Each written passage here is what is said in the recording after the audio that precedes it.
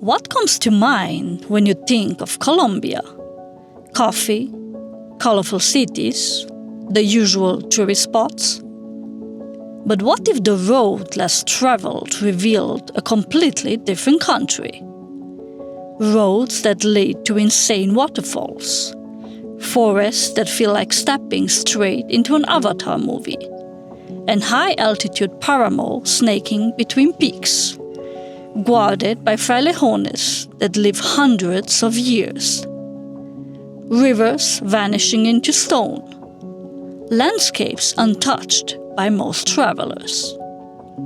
Colombia is more than a tourist postcard. It's the stories, the landscapes, and secrets hidden from most travelers. So here's the question. What if taking the easy road meant missing the best parts of Colombia? Because we got nowhere to be and everywhere to go. Have you ever asked yourself, when is the right moment to start your own adventure? We choose ours and decided now is the moment. We are Andrea, Christian, and Nacho. Together, we are driving the longest road in the world, over 40,000 kilometers, from the Arctic Ocean to the southern tip of South America. This is the Pan-American Highway. We're not rushing, we are here to catch every moment, every place, and every story we find along the way. This isn't a break from life, this is life. Raw, real, and better than we ever imagined.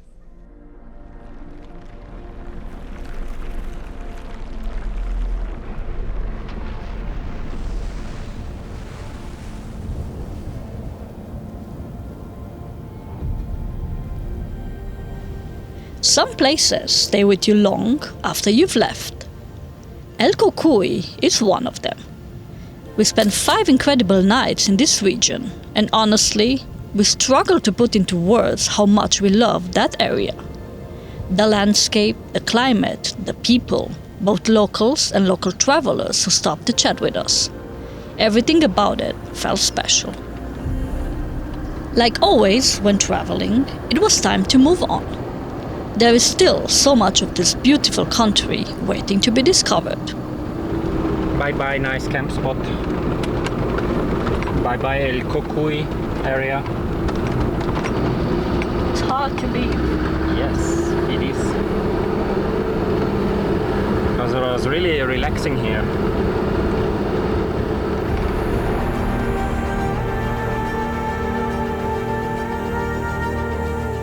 We are heading towards Medellín, but once again, we will avoid the highway. Over time, we've learned that highways are made to get to somewhere fast, not to let you experience what's in between. The smaller roads led us through villages, landscapes, and moments we would otherwise never see and experience. And that's exactly what we are looking for.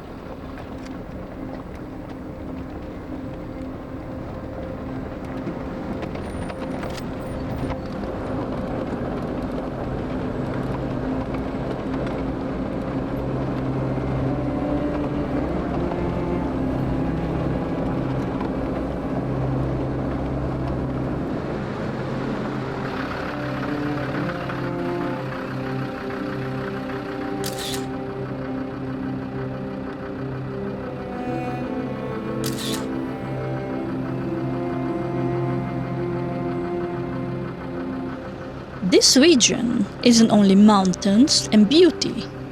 Beneath these hills, coal has shaped lives for generations, quiet, demanding work that most travelers never see. The area around Socota is one of the oldest coal mining regions in Colombia. As we drove through the mountains, we began to notice mine entrances carved into the steep hillsides. Colombia exports around 80 million tons of coal every year, placing it among the world's leading coal exporters. It is known for high-quality thermal and metallurgical coal. But here, in this region, that global story becomes very local, written into the landscape and the lives of the people who call these mountains home.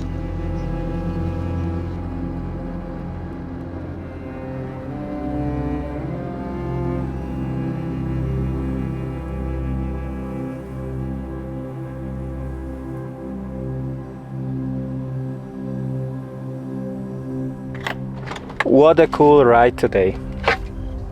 Yes? Yes. Yes. Was really nice to drive through all these nice mountains, and Yes. absolutely beautiful. And we are pretty late. Usually we stop earlier and look for a camp spot, but somehow there is nothing around here. So we asked the lady here. This is like a public swimming pool or like an aqua park or something, and we asked them if we can stay here on the parking lot, and they say yes, of course. So we stay here, and tomorrow we're gonna drive up this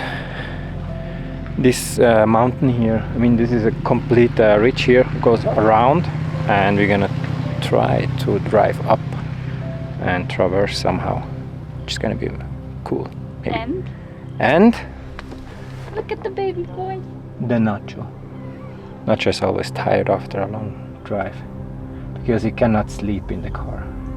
Yes. And now it's dinner time, people, so... Dinner time, so enjoy something. Bye-bye. Bye. Sleep well. Good morning. So this morning we got a visit from Carlos. This is the farmer who is right here, and he wanted to see our car because he's very he likes Land Rovers. So, and the funny thing, he told us, so he has 8 cows, and one of them or a couple of them are Swiss cows because he likes the breed, which is very interesting now. Here in Colombia have a 100% pure Swiss cow. Cool.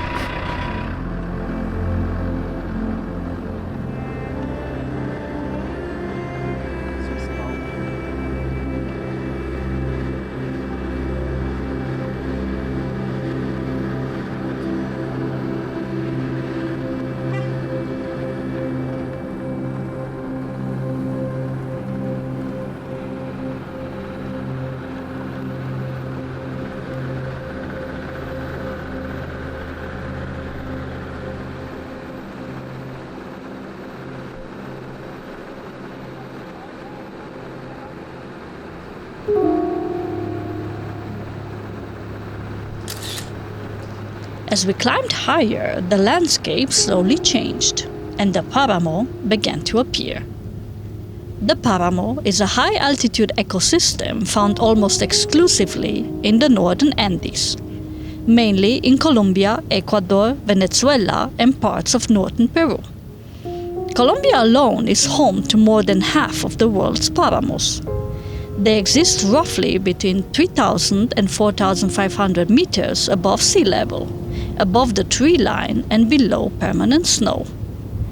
The Páramo plays a crucial role for life here. Its soils and plants act like a natural sponge, absorbing rain, fog, and mist, and slowly releasing the water into rivers and reservoirs. Many major cities, including Bogota, depend on Páramo water for their daily drinking supply.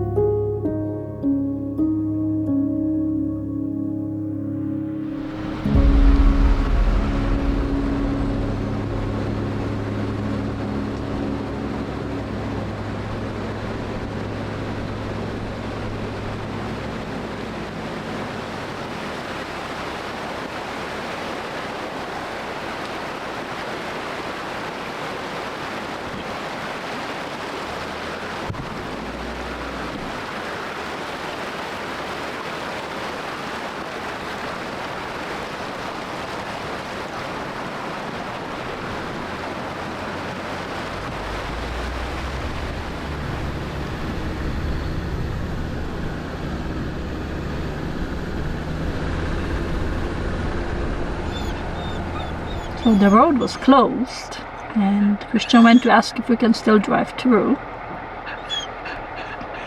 Not sure. And? So it's they're really working on the road, and it's not possible to drive through because it looks like this. Looks like this. No, sure. So, but I talked to them, and they say, so how I understood it, it's possible tomorrow morning because they finished one part, and we can drive through. The rest is fine. It's only gravel, but it should be fine. And you understood it correctly? So it means if we wait until tomorrow morning, we can drive through. This is how we. And I said, hasta mañana. This is mañana, en la mañana. So they start working at 8. But,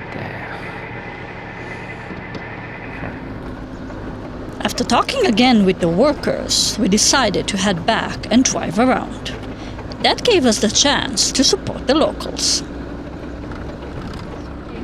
And we chatted with the lady who is doing cheese. She makes like mozzarella style based on what Christian said, because I don't need it. So we had to buy some cheese from her because she told us that due to the work construction there are no tourists, so she cannot sell the cheese. So we bought some cheese, and she also gave us a whole bag of tomato tree or tamarillo, and we are going to try them for the first time. Yummy. Right? very nice, and the cheese is really good. Yes. Best cheese so far. Wow. Since the Swiss cheese in Nicaragua. That says something, people. Yeah. Okay. So, yep, heading back to Belén. Nice view, huh? Nice view. Lucky we had the drive in the other direction was really nice, but yeah. Now it's a bit foggy. We made it to the campspot. We drove all the way around, and the campspot is really nice, but we're gonna show you tomorrow, because now we try to figure out how to park so we have ideal sun, and so we can stay for a couple of days here. Perfect, but tired.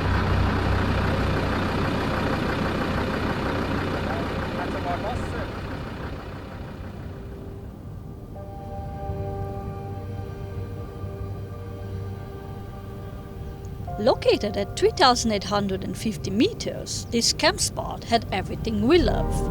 Cold air, a small creek, and clouds and fog quietly moving around us, changing the landscape every few minutes.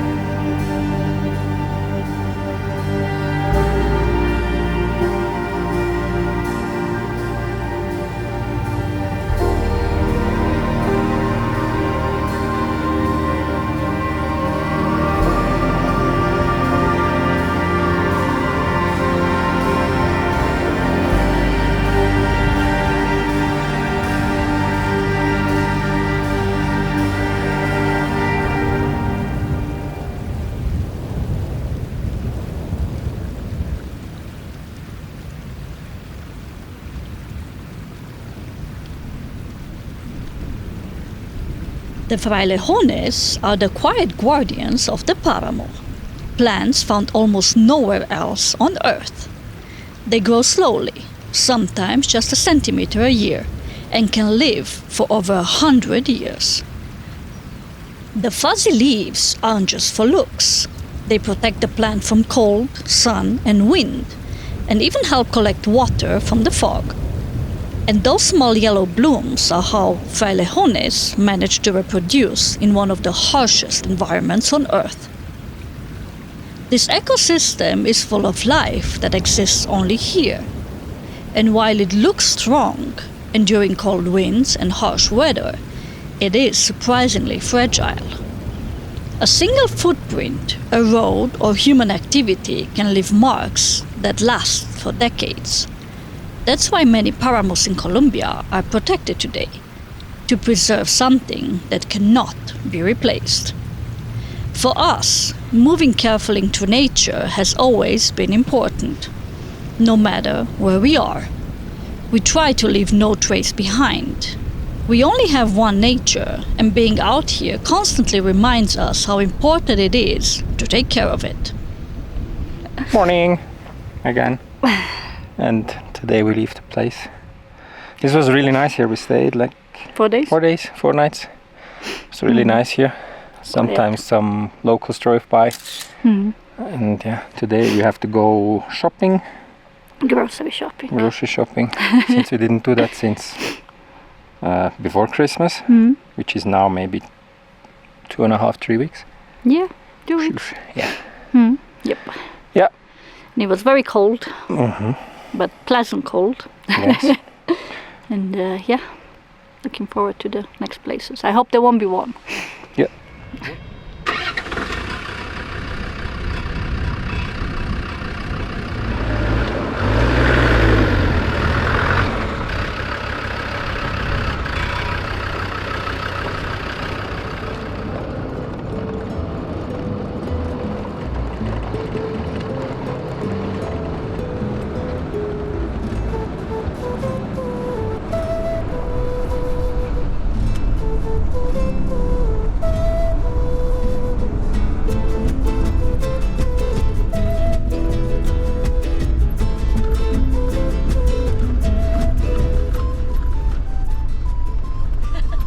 So the road is really a little bit like this, but only a little bit. Not this much.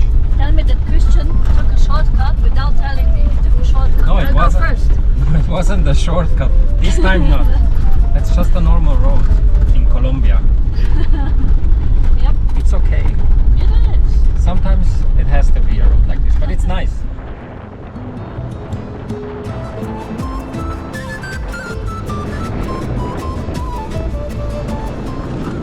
So today we went shopping, filled up propane, filled up water at the water well. It was really cool. And now we are driving to the Pandora forest and some caves, right? Very nice. I don't like caves. Oh, that's good. As long as they are like big, it's okay. Big caves.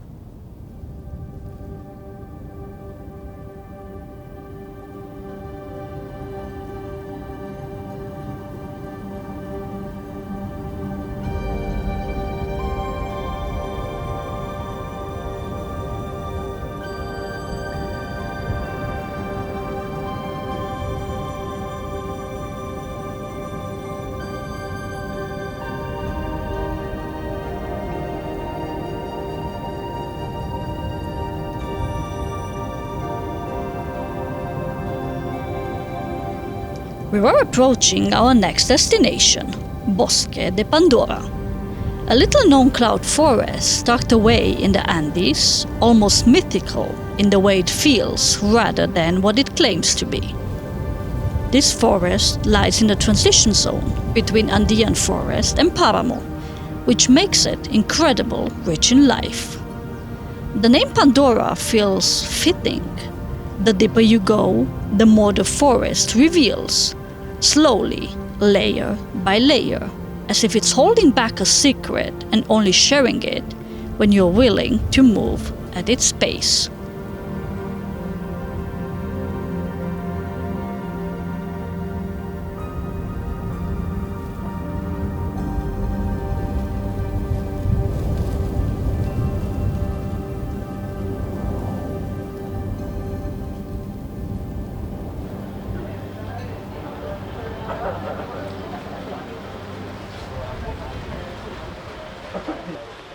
Our Campspot price included a Colombian breakfast, which was arepas, fried eggs, and tinto and aromático, which was coffee and tea. They even had really good vegan options.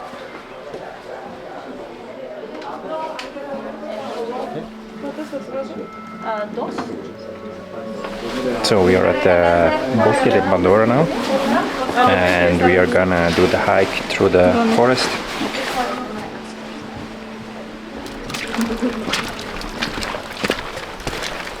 So it's a little bit raining, and we just started the hike, which is about 2 or 2.5 hours, with the gummy shoes.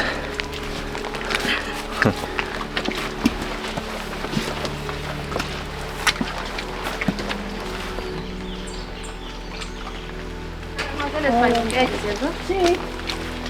Esto es porque hay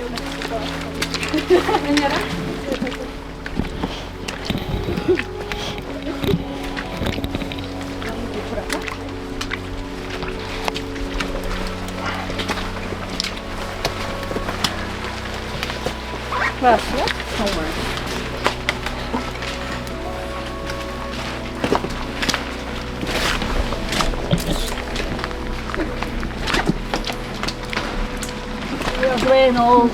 Exactly. Going to be nice right on your On my poncho? poncho. Lovely. Very cool. Yeah. Like you don't have black ones. Well, you know.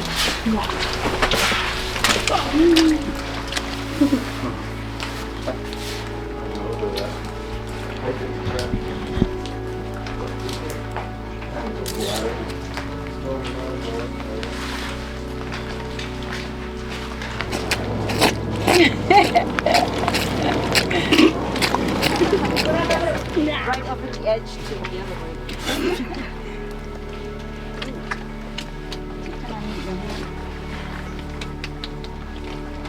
Yep, my pants are dirty now. Oh, muddy, hey, I'm slippery.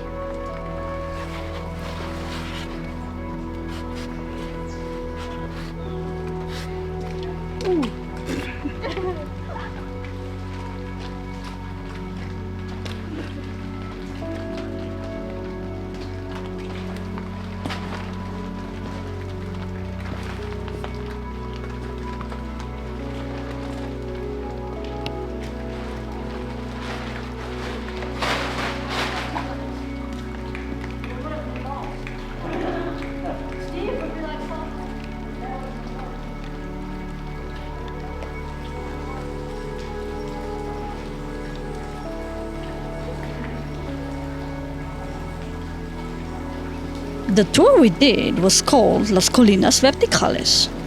We walked between towering stone walls, their surfaces completely green, covered in moss. Water slowly dripping down the rock, echoing through the canyon, making the whole place feel alive and ancient.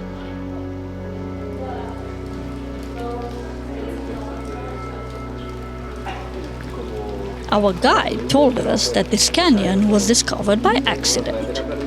One of the owner's German Shepherd dogs had gone missing, and didn't return for almost 24 hours. Worried, the owner gathered a few men and went searching. You see the levels? They eventually found the dog safe and sound, right here. And with him, they found this place.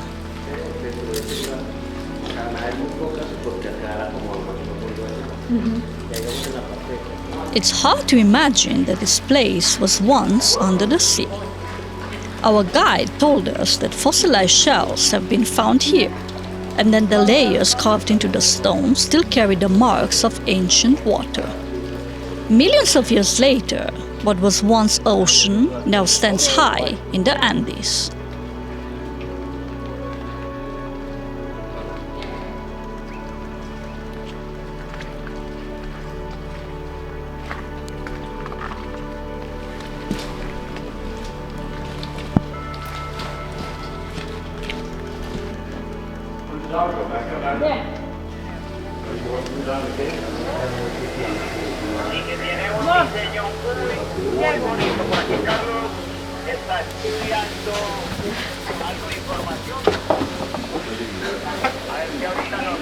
Bueno.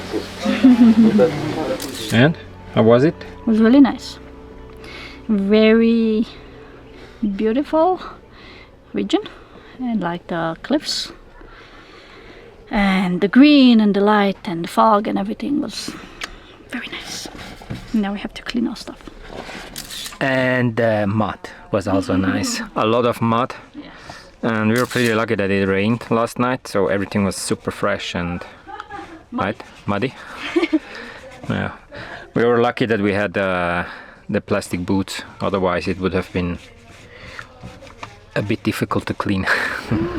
Give them some love, man. Hi. Bye-bye. See you later. Bye-bye. Bye, doggies. Bye, doggies.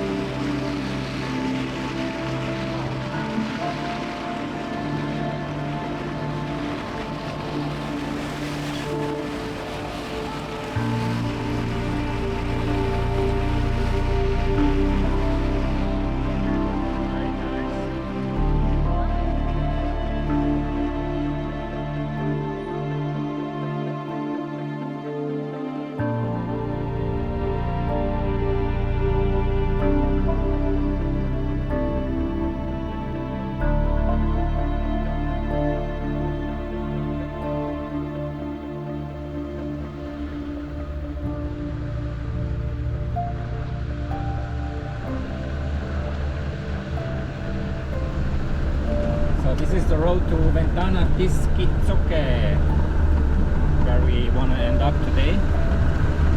And yeah, we thought it's like a normal paved road, but it's not. And it's not a shortcut either. It's not a shortcut. The road was a mix of gravel, small towns, and paved sections, changing its character every few kilometers. And then the road turned into mud, thick, black mud.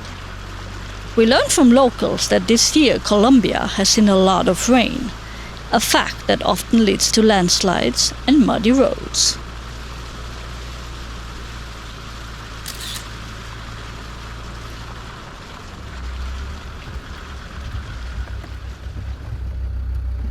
Then we spotted peacocks, which are very beautiful and very much not locals.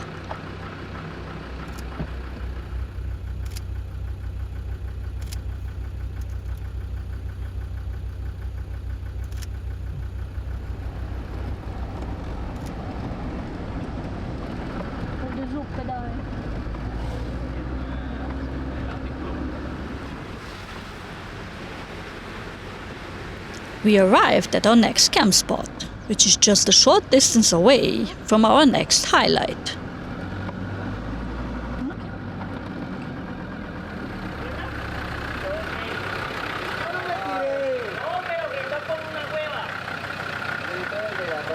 So Willie got a mud bath today, didn't he?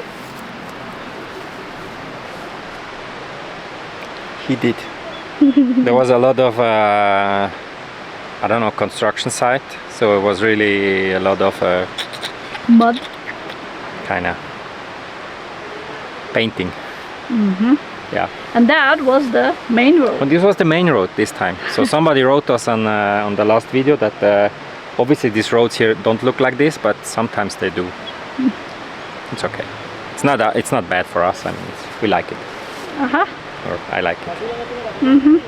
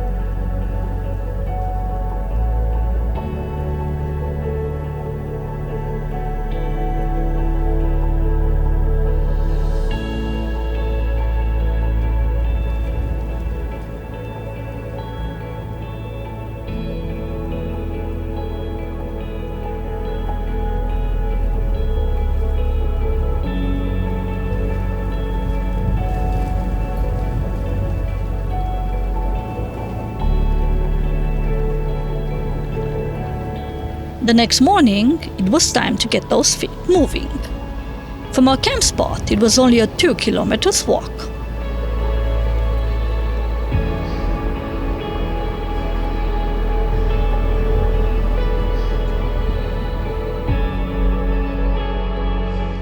And there it was, La Ventana de Tisquizoque.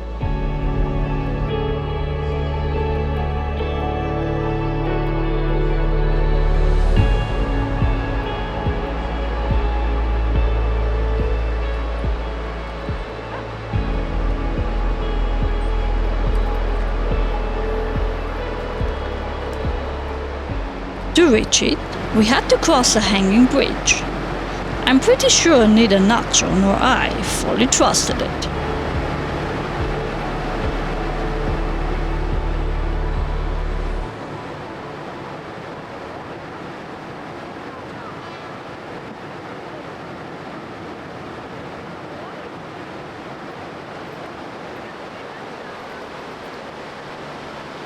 And there, tucked into the rocks, a dinosaur sculpture watched over the canyon. A playful reminder that these mountains once belonged to the creatures that walked the earth millions of years before us. La Ventana, which means the window, is considered a symbolic place by local communities, a natural doorway between worlds, quietly watching over the valley below. The river vanishes into a massive cave, flowing through the canyon it carved over countless years before cascading into the valley below.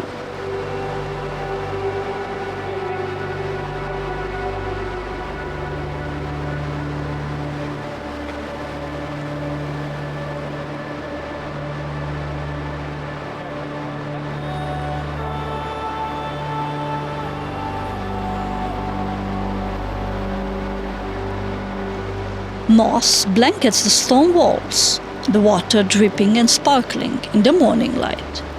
The air smells damp and earthy, and the river sound bounces off the canyon walls, filling the space around us.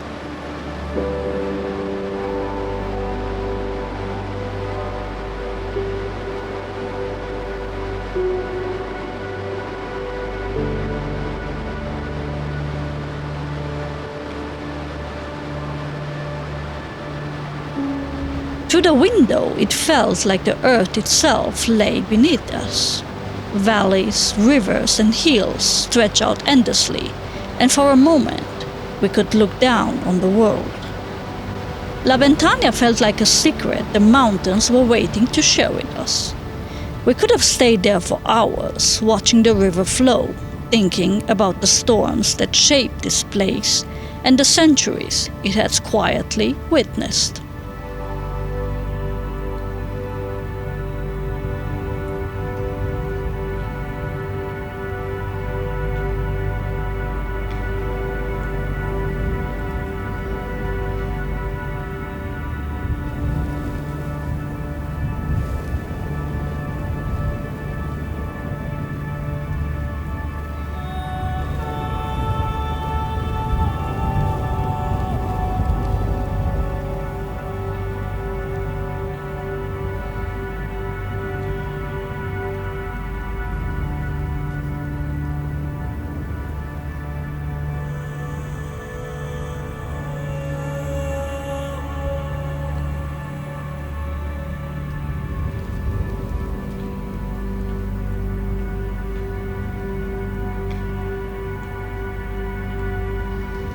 La Ventana is not a single waterfall, but a system of 3 cascades. The river drops more than 300 meters in stages, carving its way into the valley below. Its power depends on the rain. In wet seasons, the water roars through the canyon. In drier times, it quiets down, sometimes nearly disappearing back into the mountain.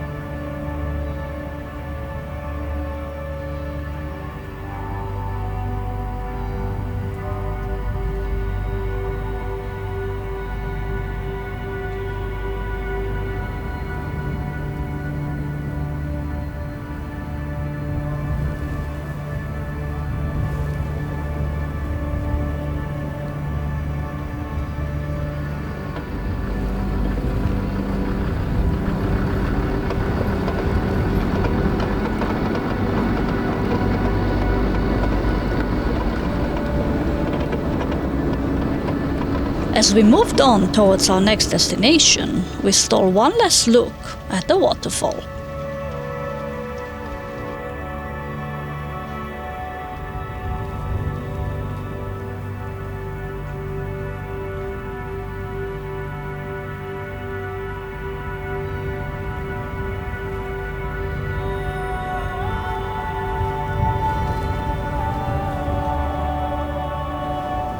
The valleys open into deep green folds, lined with broadleaf soursop trees. The soursop fruit hangs heavy on the branches, each one wrapped carefully in plastic, small shields against insects, rain, and birds.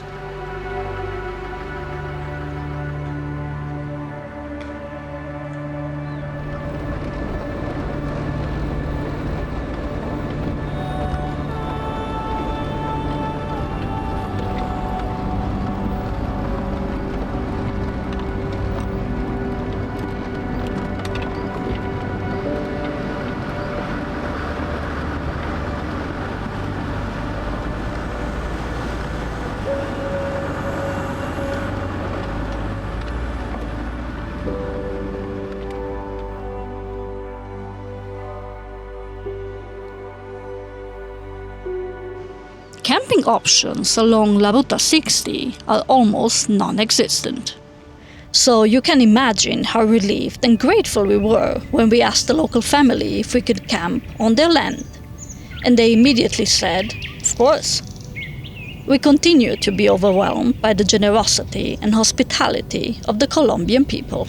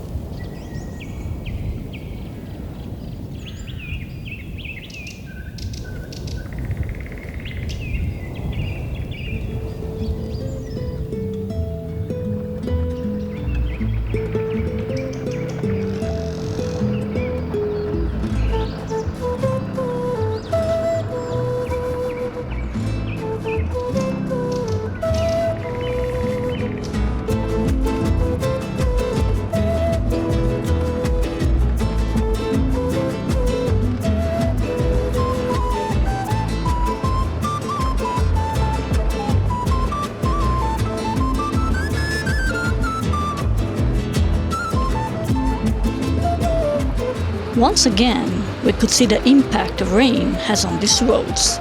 Landslides, mud, and erosion everywhere. And still, we were surprised to see trucks like this making their way through.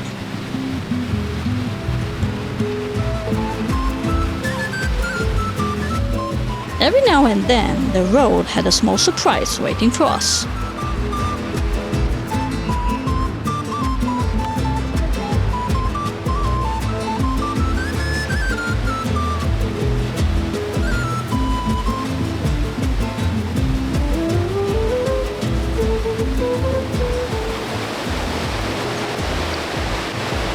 Very nice. And it's just here in the middle of the road. It's so cool, man. What a nice place.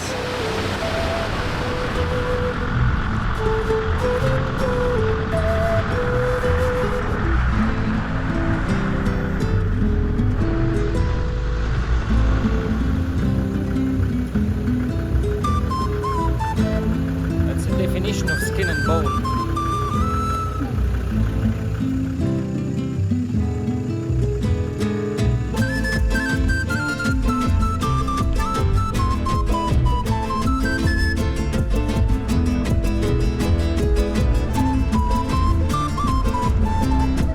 One of Colombia's most iconic natural landmarks is El Peñón de Guatapé, and that's where we were headed.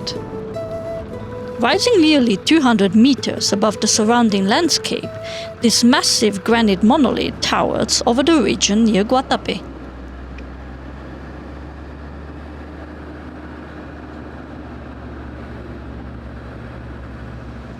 Our camp for the night was nothing more than a parking lot. But the views around us made it more than worth it.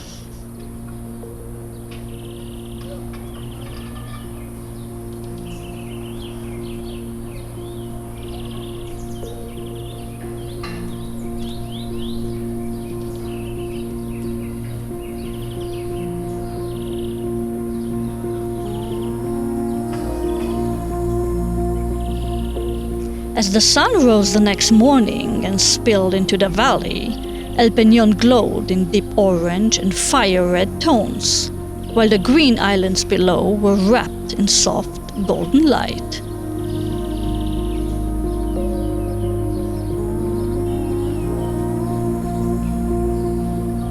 The water surrounding El Peñón de Guatapé looks wild and natural, but it isn't a lake at all. It's a vast man-made reservoir created in the 1970s, when a hydroelectric dam flooded the old valley along the Nare River. The lake covers over 2,200 hectares, snaking between green hills and creating a dramatic mosaic of water and land.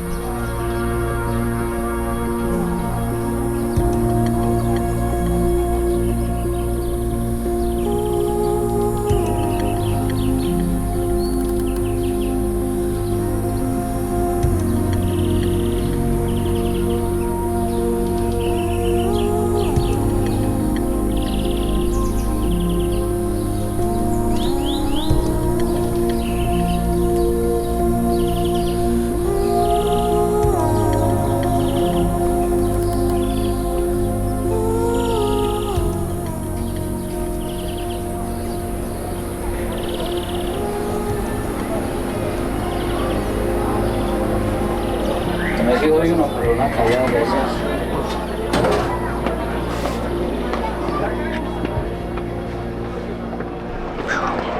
today we are hiking up the El Peñón de Guatapé, which is 740 steps. Yes, And yeah, we just passed the 50. yeah, no, it was 75. Look here, 75. So yay. it's not so far anymore. Only 10 times this. Yeah. Very touristy the place. Yes. Yeah. But nice with the lake. Everything is super nice. Okay, let's run up.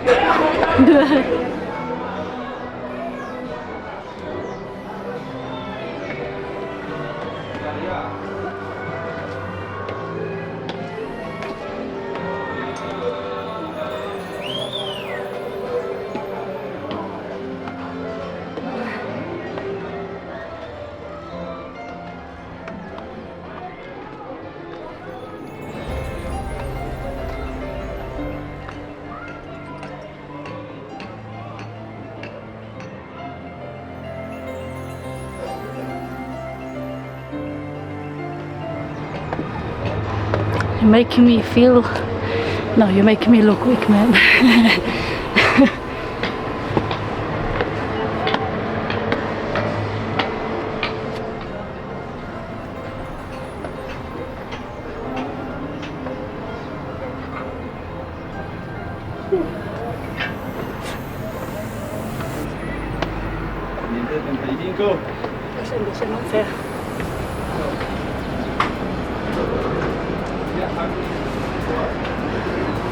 We made it up to the top. Yay! Looks really nice from up here. Yep. In the lake. It's a little bit like Switzerland. Huh? Lake, green bushes, little hills, and Very clean. very clean. Looks very clean, yeah. It's really nice.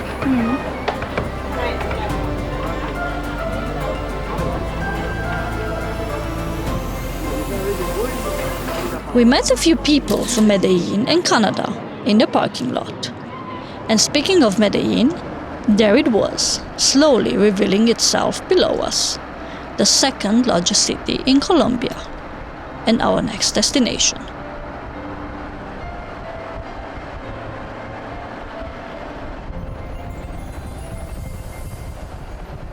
Looking back at all the roads we've taken so far, the places we visited and the people we've met, it all starts to make sense. The endless green, the Páramo up high, the valleys below, the way this country constantly shifts around you. We understand why people fall in love with Colombia. We really do. And we cannot wait to see more.